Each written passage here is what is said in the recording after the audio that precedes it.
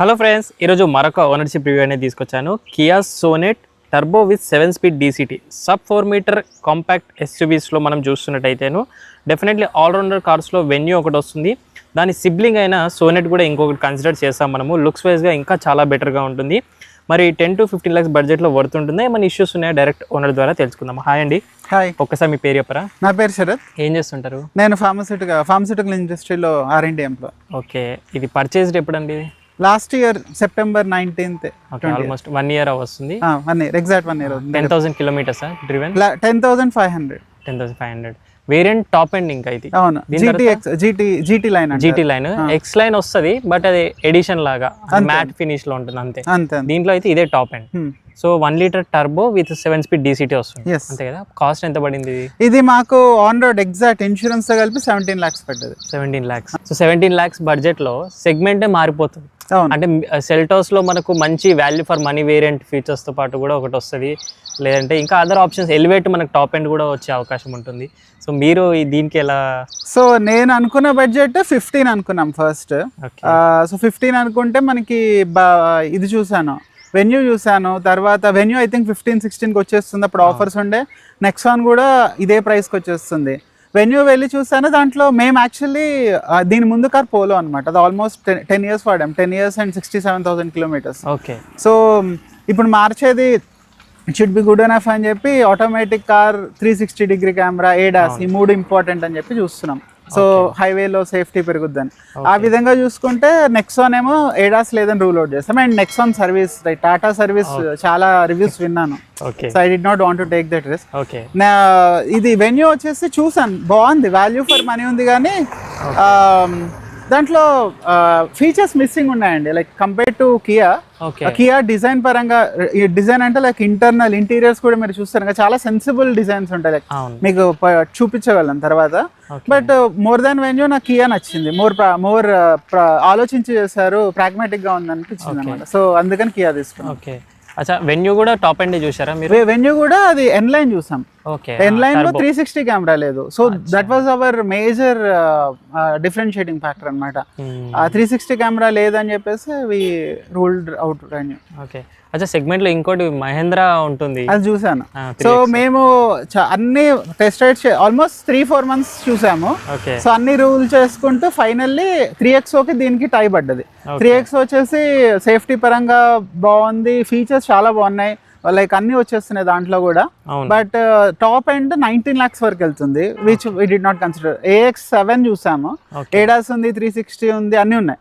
కానీ actual test ride దగ్గరికి వెళ్ళేసరికి వారు టోటల్ డిసప్పాయింటెడ్. అది వెనక బెంచ్ చాలా కిందకు ఉంది అనమాట. సో మా వైఫ్ కూర్చొని చూసారు, అసలు అది గుంటలో కూర్చున్నట్టుంది, అసలు దీనివల్ల లాంగ్ డిస్టెన్స్ డ్రైవ్ చేయలేమని చెప్పారు. So that was the biggest reason we dropped out. ఇంకోటి ఏంటంటే అప్పుడే లాంచ్ అయిన 3XO హాట్ కేక్స్ లాగా వాళ్ళ రెస్పాన్సెస్ కూడా అసలు వాళ్ళకి సరిగ్గా తెలియదు కొన్ని. So it was mixed. Almost 1 year ఏమో పెట్టారు వాళ్ళు. 1 year 6 months చెప్పారు, 7 కాబట్టి. అండ్ ఇంకోటి ఏంటంటే దానికి 7లో ఐ థింక్ 95 octane పెట్రోల్ ఏదో వాడాలి, అది ఒకసారి డబల్ చెక్ చేయాలి. సో దీనికి ఏ పెట్రోల్ అన్నట్టు, దానికి ప్రిఫరబుల్ 95 octane పెట్రోల్. సో మనకి కాస్ట్ ఆఫ్ రన్నింగ్ పెరిగిపోతుంది. సో అదే అనమాట. మేము పోలో నుండి వచ్చాం. పోలోలో మీరు రియర్ స్పేస్ చాలా దారుణంగా ఉంటుంది. సో కియాకి వచ్చినా కానీ పీపుల్సే దాని రియర్ స్పేస్ బాగుంటుంది అంటారు, కానీ మాకు బాగానే అనిపించింది. డిక్కీ కూడా చాలా పెద్దది, ఇది ఆల్మోస్ట్ 400 something liters ఉంటుంది. సో హ్యూజ్ అనమాట. లైక్ 2-3 bags పెట్టచ్చు. అసలు అంతకుముందు అయితే ఖచ్చితంగా ఫోల్డ్ చేసేవాళ్ళం మేము ఎక్కువ లగేజ్. దీనికి అసలు ఆ ప్రాబ్లం లేదు. సో అంత ప్రాక్టికల్ గా బాగుంది అనేసి move on. So hatch back నుంచి SUV ట్రెండ్ లోకి మీరు వచ్చారు, అది బాగానే ఉంది. బట్ పోలో ఏంటంటే అది ఒక డ్రైవ్ కార్ అని అంటారు ఇప్పటికి కూడా. సో ఆ పర్ఫార్మెన్స్ ఇది మ్యాచ్ చేస్తుంది అంటారా? మరి మేము తీసుకుంది MPI engine, so 75 bhp. So అది ఎప్పుడు ప్రాబ్లం లేకుండే. మాకు TSI ఉంటే డెఫినెట్లీ మేము మిస్ అయ్యేవాళ్ళం. Okay. But Polo is like to driver car. ఒకటే డ్రైవర్ ఒకలే వాడతారు అంటే పర్ఫెక్ట్ ఉంటుంది. ఇది ఫ్యామిలీకి చెప్పాలంటే. సో 1 liter టర్బో కదా దీంట్లో వచ్చేది. సో పర్ఫార్మెన్స్ గురించి మాట్లాడితే ఎక్కడన్నా టర్బో ఇనిషియల్ లాగ్ అనేది మీరు అబ్జర్వ్ ఉంటుంది. ఫస్ట్ 2 gears మనకి లాగ్ ఉంటుంది, యాక్సలరేషన్ కొంచెం ఎక్కువ ఇవ్వాల్సి వస్తుంది. ఆ 3rd 4th gear తర్వాత పవర్ హైక్ వస్తుంది, చాలా ఫాస్ట్ అవుతుంది పవర్ తర్వాత. అచ్చా, మైలేజ్ విషయం ఏంది టర్బో కాబట్టి? విత్ ఇన్ సిటీ ఇలా షార్ట్ డిస్టెన్సెస్ 2 kilometers అయితే మీకు 9-10 కంటే ఎక్కువ అసలు రానే రాదు. But as you go longer పెరుగుతుంది, 11 వరకు వెళ్తుంది ఇన్ సిటీ. హైవేస్కి వెళ్తే 15 వరకు చూసాను నేను, 15-16 వరకు కూడా చూసాను. నైస్. అచ్చా, ఇంకోటి గేర్ బాక్స్ గురించి మాట్లాడితే ఏమన్నా ఇష్యూస్ గేర్ బాక్స్లో ఉంటాయా? అంటే గేర్ షిఫ్ట్స్ లాగ్ అవ్వడం ఇనిషియల్? గేర్ షిఫ్ట్ లాగ్ అయితే అస్సలు ఉండదు. It's as good as you changing your gears. కాకపోతే ఏంటంటే మనకి ఒకటి నేను విన్నది ఏంటంటే డీసీటీ కార్స్లో ట్రాఫిక్లో ఓవర్ హీటింగ్ అవుతుంది అంటారు, 2 clutches ఎంగేజ్ అవుతుంటాయి కాబట్టి. దీనికి వచ్చేసరికి న్యూట్రల్ పెట్టేస్తుంటాను నేను. ట్రాఫిక్ స్టాండ్ బై ఉన్నప్పుడు న్యూట్రల్ పెట్టేస్తా, so that it will not get heated up. So అది ఓకే. సో అదేం ఇష్యూ లేదు దాంతో. అచ్చా, దీని సస్పెన్షన్ ఏంటి? దీని నార్మల్ సస్పెన్షన్ క్లియర్ డీటెయిల్స్ తెలియవు కానీ హార్డ్ సస్పెన్షన్ ఉంటుంది. సో మనకి ఇలా గుంటలో పడ్డ తెలియదు, హార్డ్ సస్పెన్షన్ ఉంటుంది. ఓకే. అచ్చా, నేను విన్నాను వెన్యూలో సాఫ్ట్వేర్ గా ఉంటుంది, సేమ్ ప్లాట్ఫామ్ అయినా సోనెట్ లో మాత్రం హార్డ్ ఇస్తారు అని విన్నాను. వెన్యూ కంటే దీంట్లో మనకి హార్డ్ ఉంటుంది సస్పెన్షన్. గుడ్ థింగ్ ఏంటంటే నేను అప్పుడు రివ్యూస్ వాళ్ళు దాంట్లో రికమెండ్ చేసింది కూడా వెన్యూనే అనమాట. వాల్యూ ఫర్ మనీ అని అన్ని కల్పించాడు. సస్పెన్షన్ చాలా ఇంప్రూవ్ చేశాడు. ఇది face lift edition last year Jan లో వచ్చింది. దీనికి చాలా ఇంప్రూవ్ చేశాడంట కియా. సో ఎప్పుడు I never felt I was missing anything. Okay. So Venue top end ఎంత ఉంది ప్రైసింగ్? అయితే మనకు 16 వరకు ఉండింది, బట్ నాకు అప్పుడు 15కి ఇస్తామన్నట్టు, 15 to 16 మధ్యలోనే ఇస్తాం. దీంట్లో ఏం డిస్కౌంట్స్ ఇవ్వలేరా? దీనిలో ఇచ్చారు. ఇది actually 18.4 lakh car. Okay. So నాకు 17కి వచ్చింది.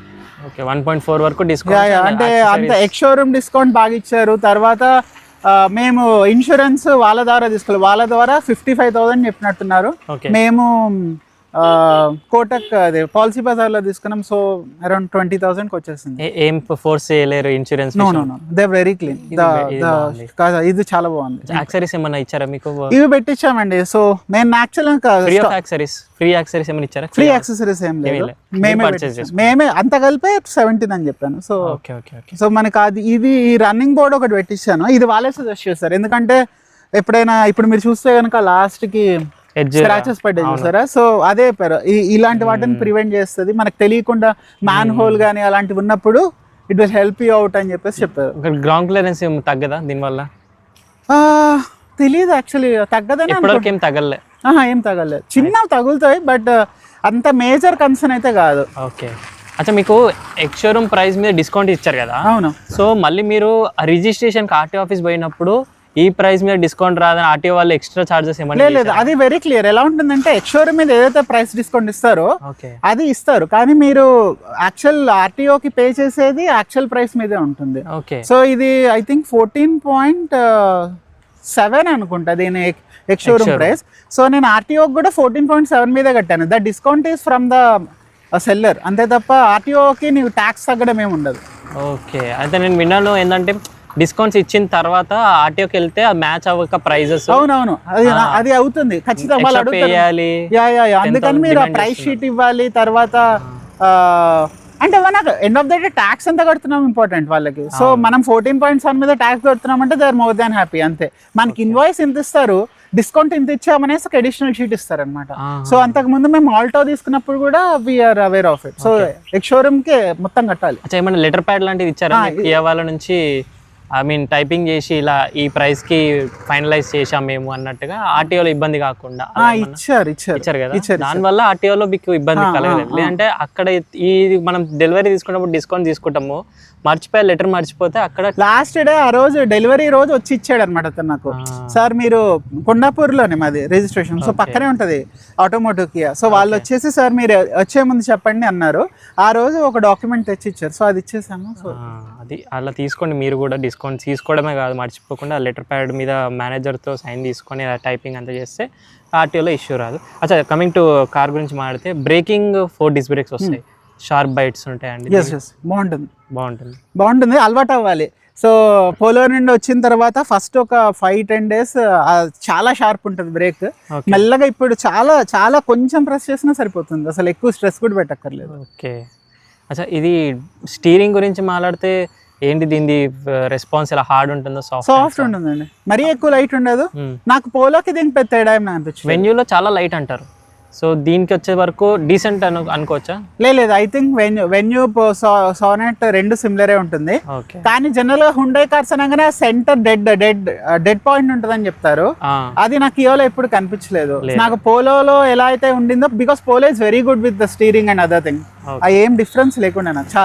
అండ్ ఇది కూడా సేమ్ హాఫ్ స్పోర్టీ స్టీరింగ్ ఇచ్చారు. సో నా పెద్ద ఏం మిస్ అవ్వలేదు నేను స్టీరింగ్. అచ్చా, ఇంజన్ గురించి ఇంకొకటి అడగడం మర్చిపోయాను. 3 cylinders తో వస్తుంది. వైబ్రేషన్స్ ఏమైనా ఫీల్ అవుతామా? ఏం లేదు అసలు, జీరో. ఏం తెలియదు మనకి. ఒక్కసారి ఆ ఇనిషియల్ స్టార్ట్ అయినప్పుడు ఆ టర్బైన్ లో ఇంజిన్ ఆయిల్ ఫ్లో అయ్యేటప్పుడు చాలా సౌండ్ వస్తుంది. ఆ 1 minute వదిలేసామంటే అసలు తెలియని కూడా తెలియదు లోపల. ఓకే. టాప్ స్పీడ్ మీరు వెళ్ళింది దీంట్లో 120 అండి. ఇది నాకు వెళ్ళలేదు. 120 తర్వాత కంటిన్యూస్ బీప్స్ వచ్చేస్తాయి. అండ్ ఇది టాప్ ఎండ్ కదా, మనకి కియా కనెక్ట్ యాప్ ఉంటుంది. సో మొత్తం notifications, you have exceeded the speed limit, you have exceeded the speed limit అని. గవర్నమెంట్ కన్నా కియా వాళ్ళు ఎక్కువ జాగ్రత్తలు తీసుకుంటారు. అసలు అది ఏమి ట్రాకింగ్ చేస్తుంది అంటే యాప్, మనమే షాక్ అవుతాం అన్నమాట. ఎంత టాప్ స్పీడ్ వెళ్ళారు, ఎంత మైలేజ్ వచ్చింది, ఎంత డిస్టెన్స్ కవర్ చేశారు, యావరేజ్ స్పీడ్ అంతా చాలా డీటెయిల్స్ వస్తుంది. సో 120 దాటలేదు ఎప్పుడు. స్టెబిలిటీ ఎలా ఉంది ఆ స్పీడ్స్ లో? బాగానే ఉంది. 120 ఓకే, డీసెంట్. ఇంకా కాకపోతే కొంచెం బాడీ రాల్ అనిపిస్తుంది అంత స్పీడ్ లో, but manageable, not bad. Okay. అచ్చా, 3X లో మీరు అన్నట్టుగా ఒకసారి బ్యాక్ డోర్ ఓపెన్ చేయండి. సో వెనకాల సీట్లు కంఫర్ట్ లేదన్నారు. అవును. దీంట్లో అయితే మీకు కంఫర్టబుల్ ఏనా? బాగానే ఉంటుంది. ఇప్పుడు మీరు 3X చూస్తే కనుక ఇదైతే బెంచ్ ఉంది, ఇంకొంచెం యాంగిల్ తక్కువ ఉంటుంది. సో అందువల్ల ఇలా గుంటలో కూర్చున్నట్టు ఉంటుంది. అచ్చా, ఇదే ఇష్యూ మళ్ళీ బూట్ స్పేస్ కూడా తక్కువ ఉంటుంది. మెయిన్ ఇంకోటి బూట్ స్పేస్ చాలా పెద్ద డిసడ్వాంటేజ్ అండి. ప్రాక్టికాలిటీ పరంగా వాడు 3X లో మార్కెటింగ్ అప్పుడు 300 liters అని చెప్తాడు, కానీ 2 ఉంటాయి అనమాట నామ్స్ క్యాల్కులేషన్ కి. ఒకటేమో ఇది కొంచెం బాగాలేదు, బట్ 2 ఉంటుంది. ఒకటి పార్సల్ ట్రైన్ నుండి ఇక్కడ వరకు ఒక స్పేస్ క్యాల్కులేషన్ ఉంటుంది, ఇంకోటి రూఫ్ వరకు ఉంటుంది. వీడు కియా వాడు ఇచ్చేది ఇక్కడ నుంచి ఇక్కడికి, విచ్ ఇస్ క్లోజ్ టు 400 అనుకుంటా. వాడు రూఫ్ వరకు ఇస్తాడు. సో ఇట్స్ బిట్ మిస్లీడింగ్ అనమాట. వాడు ఏదైతే బూట్ స్పేస్ మ్యాచ్ చేసామంటాడో ఇట్స్ యాక్చువల్లీ మిస్లీడింగ్. సో తెలిస్తే గానీ జనాలకు తెలియదు. బూట్ స్పేస్ తగ్గించి వెనకాల సీట్ పెంచాడు, అయినా కూడా కంఫర్ట్ లేదు. బూట్ స్పేస్, వెనక స్పేస్ చాలా బాగుంటది, బట్ కంఫర్ట్ యాంగిల్ ఏదైతే ఉందో దట్ ఈస్ వేర్. ఓకే. ఇంటీరియర్కి వచ్చిన తర్వాత టాప్ ఎండ్ కాబట్టి అన్ని ఫీచర్స్ వచ్చేసాయి. బట్ 3X లో పానరామిక్స్ వస్తుంది టాప్ ఎండ్. అవును. బట్ మీకు పానరామిక్ అంత ఇంపార్టెంట్. ఈ సన్ రూఫ్ 3X లో 7L కి మాత్రమే పానరామిక్ సన్ రూఫ్ వస్తుంది, 7 కి రాదు. ఇంకోటి ఏంటంటే రివ్యూస్ ప్రకారం సమ్మర్ సీజన్ లో పానరామిక్ సన్ రూఫ్ అయితే మనకి హీట్ ఎక్కువ అబ్జార్బ్ అయ్యి ఏసీ ఎఫిషియన్సీ తగ్గిపోతుంది. సో ఆ విధంగా ఇది బాగానే ఉంటుంది అనేసి. దీని కూలింగ్ ఏందండి ఏసీ? బాగుంటుంది. మనకి నేను ఎప్పుడు మ్యాక్స్ 25, 24 అంతకంటే తగ్గించింది లేదు. ఇంకా చెప్పాలంటే 26 కి వెళ్తాను. సో కూలింగ్ అసలు మేము 18-19 అసలు టచ్ చేయము, అవసరమే పడదు మనకి. అచ్చా, ఒకటి కాన్ అనుకోవచ్చు, వైర్లెస్ వైర్డ్? ఇది అబ్బా అది పెద్ద తలకాయ నొప్పి అండి. ఆ వైర్ ఉంటది, సో అందుకని ఈ డాంగుల్ ఒకటి తీసుకున్నాను. ఇది పోట్రానిక్స్ డాంగుల్ ఉంటుంది, కాకపోతే ఒకటే ఫోన్ కనెక్ట్ అవుతుంది, కన్ఫ్యూజ్ అయిపోతుంది అనమాట. అది ఒక ఆండ్రాయిడ్ ఒక యాపిల్ ఉన్నా, లేకపోతే ఇద్దరు యూజర్స్ ఒకేసారి కార్ లో కూర్చున్నా దానికి తెలియదు ఎవరితో పేరు అవ్వాలో. అందుకని మా వైఫ్ ఉంటే ఇది వాడతారు, నేనుంటే వైర్డ్ వాడతాను. సో సో ఇది టాప్ ఎండ్ తీసుకున్న ఒక డ్రాబ్యాక్ లా. అది నేను అడిగాను వాళ్ళని, ఎందుకు మీరు కియా కనెక్ట్ ఇలా చేశారు, బేస్ మోడల్ లకే ఇస్తున్నారు కదా వైర్లెస్ అంటే. దీంట్లో ఇది కియా కనెక్ట్ అని ఇది ఇచ్చారు కదా, సో దానికోసం అని చెప్పి అలా చేశారంట. కానీ ఇప్పుడు కొత్త సైరోస్ లో వైర్లెస్ వచ్చింది. అవును. ఇప్పుడు 1 week బ్యాక్ మీకు గుడ్ న్యూస్ ఏంటంటే, ఇప్పుడు ఇది పోట్రానిక్స్ ఏదైతే పర్చేస్ చేశారో ఈ కియాది ఒరిజినల్ ఇప్పుడు నేను నిన్న న్యూస్ లో చూసా, బట్ ఇట్స్ ఎక్స్పెన్సివ్ అండి. అది 4,500 ఎంత ఉంది. ఇది నాకు ఎంత పడ్డది? 3,000 అనుకుంటా. కాకపోతే అది 2-3 phones కనెక్ట్. అది ఒకసారి చూడాలి, ఇది పాడైపోతే అప్పుడు అదే చేస్తాను. ఇది హీట్ అవ్వడము అలా ఏమైనా ఉంటుందా? ఇది మీరు డివైస్ పర్చేస్ ఓవర్ హీట్ అవుతుంది అని? నేను ఓన్లీ మ్యాప్ అవసరం ఉన్నప్పుడే తీసుకుంటా, లేకపోతే వాడను. So okay. సో అదొకటి డ్రాబ్యాక్. వెన్యూలో కూడా సేమ్ ఇష్యూస్, క్రీటాలో కూడా సెల్టాస్ లో కూడా ఇదే issue. So screen response and all camera quality అసలు screen no doubt, no problem. ఇంకోటి మీరు చూస్తే కనుక, అంటే just to give nitty gritty details, space పరంగా యూటిలైజేషన్ చూస్తే ఇక్కడ మనకి ఫోన్ పెట్టుకోవడం ఒక ప్లేస్ ఇస్తాడు. తర్వాత ఇది వైర్లెస్ ఛార్జింగ్ ఉంది కదా, ఇది మీరు చూస్తే కనుక జనరల్ గా వైర్లెస్ ఛార్జింగ్ ఇక్కడ ఏసీ వెంట్ ఇచ్చారు, సో దట్ ఆ ఫోన్స్ ఏవైతే హీట్ అవుతాయో హీట్ అవ్వకుండా. సో అలా చాలా సెన్సిబుల్ థాట్స్ అనమాట ఇవన్నీ. సో అవి నాకు డిజైన్ ఎలిమెంట్స్ పరంగా బాగా అనిపించింది. మీకు ఎప్పుడైనా 25 minutes తర్వాత ఫోన్ హీట్ అవ్వడం, వైర్లెస్ ఛార్జింగ్? నాది OnePlus, సో దానికి అసలు వైర్లెస్ లేదు, నేను అసలు వాడిన వైర్లెస్ ఛార్జింగ్. కాకపోతే మా వైఫ్ ది అంతకుముందు సామ్సంగ్ ఫోన్ ఉండింది, అది వైర్లెస్ వాడడం వల్లే పాడైందని తను అంటుంటది. హీటింగ్ ఎక్కువ ఉంటుంది కదా. సో చాలా మంది అన్ని కార్స్ లో ఉంది ఇది. వాళ్ళు ఇచ్చే క్వాలిటీ ఆఫ్ వైర్లెస్ ఏదైతే ఇస్తున్నారో 20-25 మినిట్స్ తర్వాత ఫోన్ హీట్ అవ్వడం, చాలా హీట్ అయిపోతుంది. ఇంకా అడ్రస్ ఊడిపోయింది మా వైఫ్ ది. జనరల్ గా హాట్ గన్ ఉంటది కదా, దాంతో రీజన్ మనకు తెలియదు, బట్ అది ఊడిపోయింది. వెంటిలేటెడ్ సీట్స్ కూడా వచ్చాయి, సమ్మర్ లో మేనేజ్ అయిపోతుంది. స్పీకర్స్ కూడా బోస్, చాలా బాగుంటుంది సౌండ్, అసలు ఎక్సలెంట్. ఎలా అంటే మనకు తెలిసిన సాంగ్ లోనే ఇన్ని సౌండ్లు ఉన్నాయన్న విషయం తెలుసుకున్నాను నేను. మూడ్స్ అవి ఇచ్చాడా? అవి ఉన్నాయి. మూడ్ ఇండికేటర్ అని ఇక్కడ అంబియంట్ లైట్ వస్తుంది, but it's not a very significant feature నన్ను అడిగితే.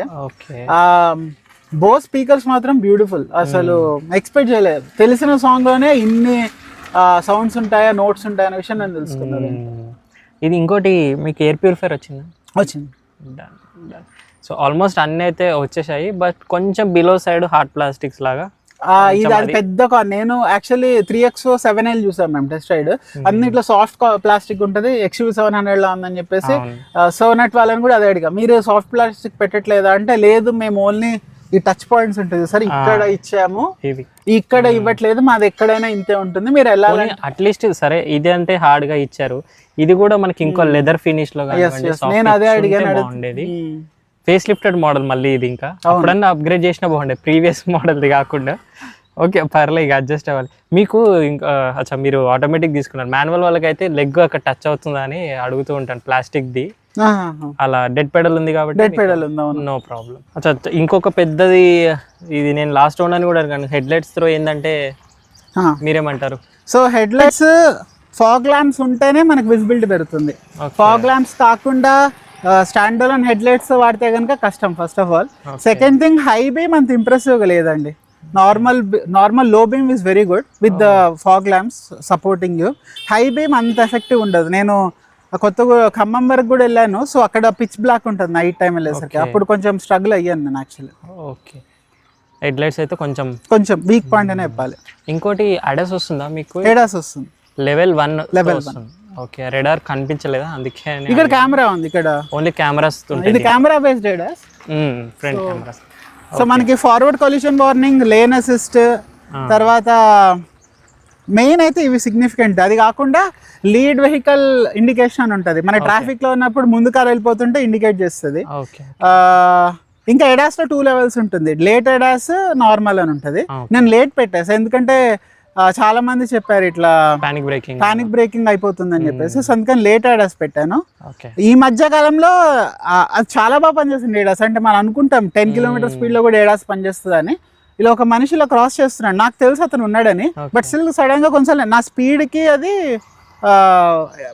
పానిక్ బ్రేక్ వేసేసింది. బట్ వెనకాల వాళ్ళు అలా పానిక్ బ్రేక్ వల్ల ఏమన్నా ఇబ్బంది? లక్కీలీ ఇప్పటివరకు అయితే అది రాలేదు, హోప్ఫుల్లీ రాకూడదు. నేను దానికి ఏంటంటే I don't know how intelligent they are.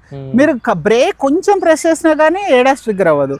మీరు అదే బ్రేక్ నొక్కకుండా కొంచెం యాక్సిలరేట్ చేస్తే 10 కిలోమీటర్ స్పీడ్ కూడా ADAS యాక్టివేట్ అయిపోతుంది. అది బెనిఫిటా లేకపోతే లాసా? ఇంకా అదే అంటే దట్స్ ట్రూ. అందుకే నేను లేట్ పెట్టాను, బెటర్ లేట్ దెన్ ఎవర్ అనేసి లేట్ పెట్టుకున్నాను. సడన్ గా ఏమైనా తెలియకుండా, మనకు తెలియదు నైట్ టైం ఏమైనా జరిగినప్పుడు అట్లీస్ట్ ఆపుతుంది అనేసి. ఎగ్జాక్ట్లీ. అచ్చా ఇంకోటి, ఇది మీరు 10,000 కిలోమీటర్స్ దాటేది కదా, ఎన్ని సర్వీసెస్ అయ్యాయి? మొన్న సెకండ్ సర్వీస్ అయింది, మొన్న లాస్ట్ 2 వీక్స్ బ్యాక్ అయింది. సో ఇంజిన్ ఆయిల్ చేంజ్ చేశారు, పేరుకి ఫ్రీ సర్వీస్ అంటారు కానీ లేబర్ ఛార్జ్ ఒకటే అండి. నేను కనుక్కున్నాను వాళ్ళని ఎంత తీసుకుంటా, compare to Volkswagen cheap servicing, కాకపోతే మారుతితో కంపేర్ చేస్తే ఎక్స్పెన్సివ్ అని చెప్పాలి. నేను వాడు బిల్ చెప్పాడు 8,000 అని చెప్పాడు. అయితే నేను అది వాల్యూ ప్యాక్ 3 years కి 16,000 చెప్పాడు, వాల్యూ ప్యాక్ తీసేసుకున్నాను. అప్పుడు తగ్గుద్దా? అప్పుడు ఏముండదు, ఇంకా 5,000 per year అన్నట్టు. ఇంజిన్ ఆయిల్ కవర్ అయిపోతుంది, లేబర్ ఛార్జ్ కవర్ అయిపోతుంది, వీల్ బ్యాలెన్సింగ్ అవన్నీ కూడా part of they are not a part of free service అంట. సో ఫ్రీ సర్వీస్ లెక్క ఏంటో నాకు అర్థం కాలేదు చెప్పాలంటే. ఓకే, సో ఫైనల్లీ మీరైతే టర్బోని సజెస్ట్ చేస్తారా, లేదంటే ఈ న్యాచురల్ ఆస్పిరేట్ బెటర్ మనకు అంటారు. ఆప్షన్స్ లేవు కదండి. ఇప్పుడు మీరు చూస్తే కనుక అంటే 10 lakhs కార్స్ కి అయితే న్యాచురల్ ఆస్పిరేటెడ్ వస్తుంది. కొంచెం పైకి పెరుగుతున్న కొద్దీ టర్బో తప్ప ఇంకేమి ఇవ్వట్లేదు. దీనిలో 1.2 ఒకటి పెట్రోల్ వస్తుంది. అది హెచ్టి ఈ మోడల్ లోనే ఉంది. హెచ్టి అది కాదు, బేస్ మోడల్ అది. సో అది కంప్లీట్లీ బేస్. సిటీ వాళ్ళకి అదే ఓకే, పర్లేదు. సిటీ వాళ్ళకి ఓకే. డీజిల్ అయితే ఇంకా డిపిఎఫ్ ఇష్యూస్ అవి నడుస్తున్నాయి. మీకు టర్బో ఒక్కటే option. We're left with no choice basically. Even gears లో కూడా డీసీటీ ఇచ్చాడు. టార్క్ కన్వర్టర్ ఇచ్చుంటే మేము ప్రైస్ తగ్గేది. అవును, బట్ ఓకే డీసీటీ బాగుంది. I don't regret it. ఇంకా టర్బోకి టార్క్ కన్వర్టర్ ఇచ్చుంటే ఇంకా కొంచెం ఏదన్నా మ్యాచ్ అవ్వకపోవచ్చు. డీసీటీ వల్లనే కొంచెం బెటర్ అనుకోవచ్చు. మొత్తం కార్నర్ చేసేస్తున్నారు అన్ని కంపెనీస్. అంటే మీకు చాయిస్ లేదు ఈ బడ్జెట్. అసలు అది నిజమండి. నేను అప్పుడు చూసాను కదా, ఫస్ట్ 10 lakhs అనుకున్నాం, బలీనో అనుకున్నాం. బలీనో నాకు అంత నచ్చలేదు. నచ్చకపోతే ఇంకా తర్వాత నెక్సాన్కి వచ్చాం. నెక్సాన్లో ఆ సర్వీస్ ఒకటి పెద్ద రెడ్ ఫ్లాగ్, 360 కెమెరా ఉంది, కానీ డిజైన్ అస్సలు నచ్చలేదు. లోపల కప్ హోల్డర్స్ పెట్టుకోవడానికి ప్లేస్ ఉండదు. అది వైర్లెస్ ఛార్జింగ్ కూడా ఇంత పెద్దగా ఇచ్చాడు. గ్లౌ బాక్స్ లో కప్ హోల్డర్ ఇది పెట్టాడు. చాలా విచిత్రంగా ఉంది. సో అందుకని అది రీలోడ్ చేసాను. సో ఫైనల్ గా ఒకసారి దీని on road price, down payment, EMI share చేసుకోవాలి. ఆన్ రోడ్ నాకు 17 పడ్డది ఇంక్లూడింగ్ ఎవ్రీథింగ్. మేము డౌన్ పేమెంట్ 12 lakhs చేసాము, 5 lakhs లోన్ తీసుకున్నాము. సో ఈఎంఐ వచ్చి 12,500 వస్తుంది 4 years. ఓకే. సో చూసారు కదా, ఇది రివ్యూస్. సోనెట్ ఆల్రౌండర్ కార్ అని నేను స్టార్టింగ్లో అన్నందుకు ఇందుకే. సర్వీస్ కొంచెం ఎక్స్పెన్సివ్, 2-3,000 కంపేర్ టు మారుతి కానివ్వండి, ఇంకా అదర్ కంపెనీస్ కంపేర్ చేస్తే. బట్ మిగతా విషయాల్లో మాత్రం అన్నిటికీ టాప్ నాచ్, టాప్ మోడల్ తీసుకుంటే మాత్రం ఇంకా ఏ ఫ్యూచర్ కూడా మిస్ అవ్వకుండా ఉంటారు మీరు. సో రివ్యూ మీకు నచ్చినట్లయితే లైక్ చేసి సబ్స్క్రైబ్ చేయండి. అండ్ ఇలాగే మీరు కూడా మీ ఓనర్షిప్ రివ్యూ మన ఛానల్ ద్వారా షేర్ చేసుకోవాలంటే bikers board Telugu official Insta page ఉంది, అక్కడ మెసేజ్ చేయండి. లేదా వాట్సాప్ నెంబర్ స్క్రీన్ పైన యాడ్ చేసుకుని అక్కడైనా మెసేజ్ చేయొచ్చు. ఏ 2-wheeler అయినా 4-wheeler అయినా హైదరాబాద్లో నేను మీ వరకు వచ్చి రివ్యూ తీసుకుంటాను. Thank you so much watching. See in the next video. Drive చేసే వాళ్ళు సీట్ బెల్ట్స్, రైడ్ చేసే వాళ్ళు స్టాండర్డ్ హెల్మెట్స్ మర్చిపోండి.